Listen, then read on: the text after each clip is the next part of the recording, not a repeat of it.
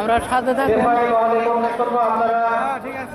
আমরা আজকে অনেকদিন পরে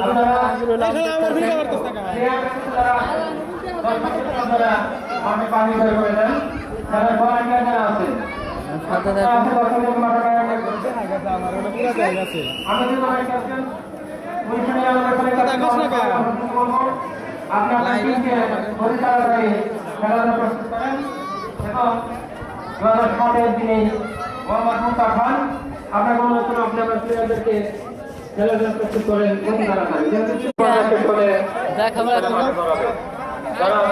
আমরা সাথে থাকবো। আমরা আজকে অনেকদিন পরে